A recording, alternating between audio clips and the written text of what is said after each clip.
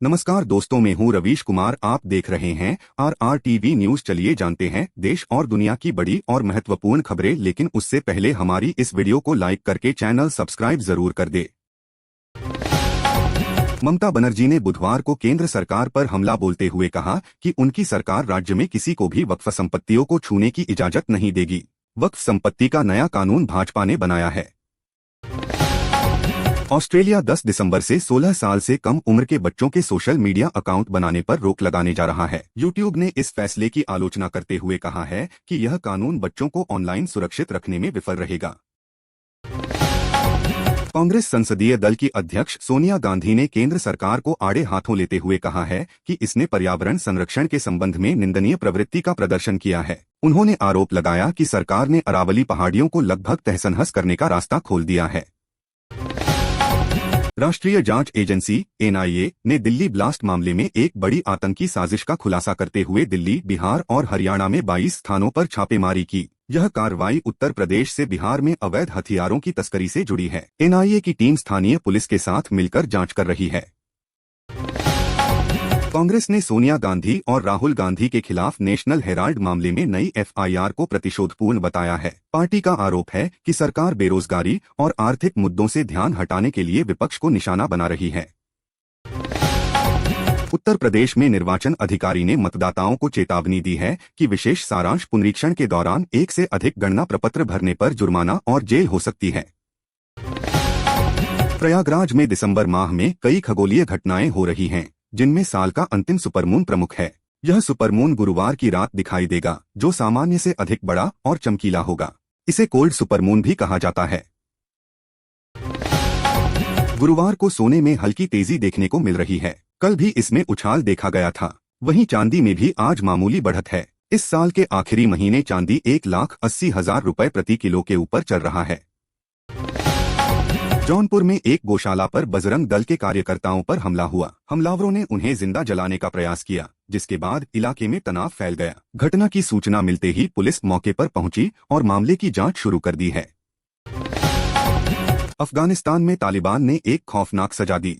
एक 13 साल के बच्चे ने 80,000 लोगों के सामने एक आरोपी को गोली मार दी। आरोपी युवक पर बच्चे के परिवार के सदस्यों की हत्या का आरोप था।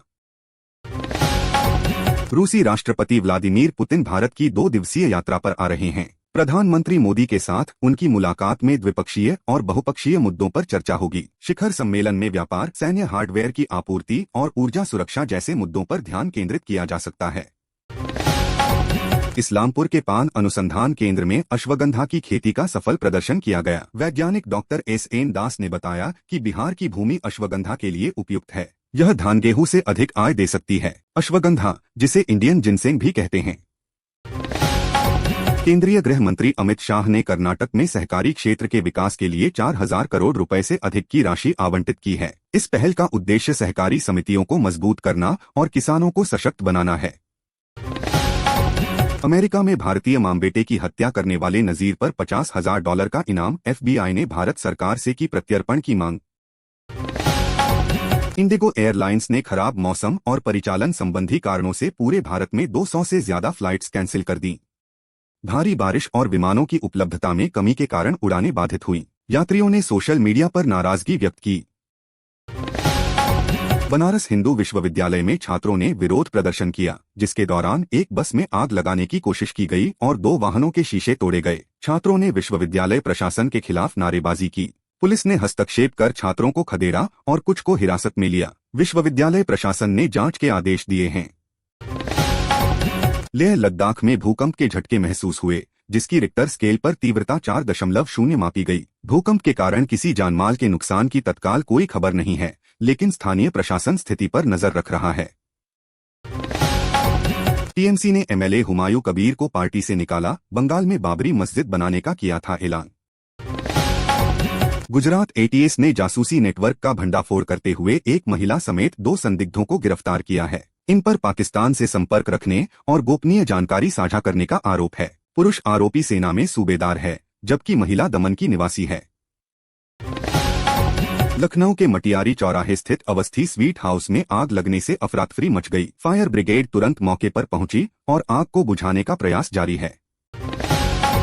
झारखंड में अब तक 12 लाख संदिग्ध मतदाताओं की पहचान हुई है। चुनाव प्रक्रिया को निष्पक्ष बनाने के लिए मतदाता सूची में अपना नाम जांचना जरूरी है। यह कदम चुनाव प्रक्रिया में पारदर्शिता लाने के लिए उठाया गया है, जिससे सभी नागरिकों को सहयोग करना चाहिए। आगरा जेल से रिहा हुए 2 बांग्लादेशी नागरिकों को सुरक्षा एजेंसियों ने डिपोर्ट करने के लिए हिरासत में लिया। वे अवैध रूप से भारत में घुसे थे और विदेशी मुद्रा के नाम पर लोगों को ठग रहे थे। एटीएस ने 2022 में उन्हें गिरफ्तार किया था। सजा पूरी होने पर उन्हें वापस बांग्लादेश भेजा जा रहा है। दिल्ली नगर निगम (एमसीडी) के 12 वार्डों में हुए उपचुनाव के नतीजे आ जा रहे हैं। वोटों की गिनती सुबह 8 बजे से शुरू हो गई है और दोपहर तक परिणाम आने की संभावना है। यह चुनाव भाजपा, आप और कांग्रेस के लिए महत्वपूर्ण है, क्योंकि इससे उनकी वोटरों के बीच पकड़ का पता चलेगा। पर्यावरण पर काम करने वाली संस्था CEW ने हरित अर्थव्यवस्था पर एक रिपोर्ट जारी की है। इसमें बताया गया है कि किस तरह वर्ष 2047 तक हरित क्षेत्र में 4.1 लाख करोड़ डॉलर का निवेश संभव है और कैसे यह क्षेत्र 4.8 करोड़ नौकरियों का सृजन कर सकता है। सबसे अधिक नौकरियों की संभावना बायो इकोनॉमी के क्षेत्र में संभव है। Centre for science and environment (CSI) के अनुसार दिल्ली में प्रदूषण का मुख्य कारण स्थानीय स्रोत हैं। दिल्ली NCR में प्रदूषण के हॉटस्पॉट बढ़ गए हैं और NCR के छोटे शहर भी गंभीर संकट का सामना कर रहे हैं। CSI ने सरकार से स्थानीय स्रोतों पर ध्यान केंद्रित करने का आग्रह किया है, जिसमें वाहनों और औद्योगिक उत्सर्जन को नियंत्रित करना शामिल है। अमेरिका और वेनेजुएला के बीच तनाव बढ़ गया है। ट्रंप ने वेनेजुएला की नावों को उड़ाने के बाद जमीन पर हमले की धमकी दे दिए हैं। ट्रंप ने कहा कि मुझे पता है कि बुरे लोग कहां रहते हैं, हम बहुत जल्द उन पर हमले शुरू करने जा रहे हैं। तेलंगाना के मुख्यमंत्री रेवंत रेड्डी हिंदू देवताओं पर की गई टिप्पणी के कारण विवादों में हैं। उन्होंने कथित तौर पर कहा कि हर वर्ग के लिए अलग अलग भगवान हैं, जिससे भाजपा और BRS ने उनकी आलोचना की है। विपक्षी दलों ने इसे हिंदू धर्म का अपमान बताते हुए उनसे माफी की मांग की है।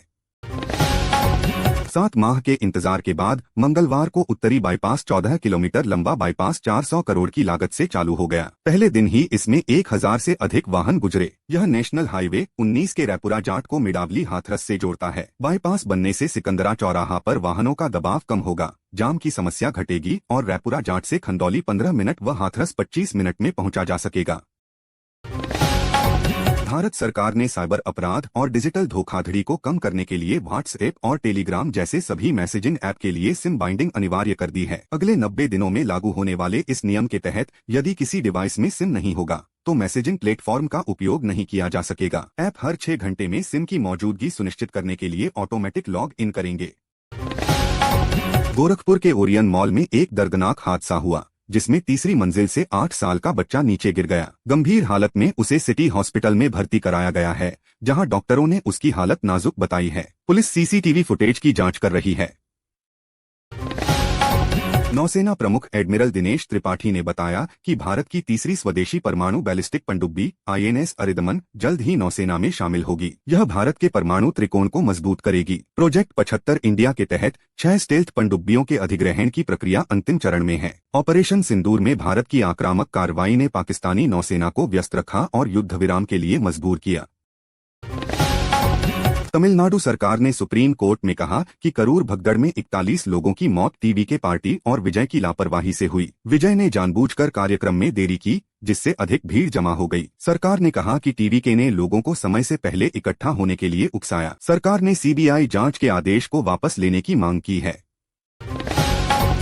मध्य प्रदेश में स्वास्थ्य सेवाओं में बड़ा बदलाव आ रहा है। अब रोबोटिक सर्जरी सरकारी अस्पतालों में भी उपलब्ध होगी। भोपाल के गांधी मेडिकल कॉलेज में किडनी और यूरोलॉजी रोगों के इलाज के लिए एक नई यूनिट बनाई जा रही है। एम्स भी दा विंची रोबोटिक सिस्टम स्थापित करेगा, जिससे इलाज का समय कम होगा और मरीजों को बेहतर सुविधा मिलेगी। अब मरीजों को महंगे निजी अस्पतालों पर निर्भर नहीं रहना पड़ेगा।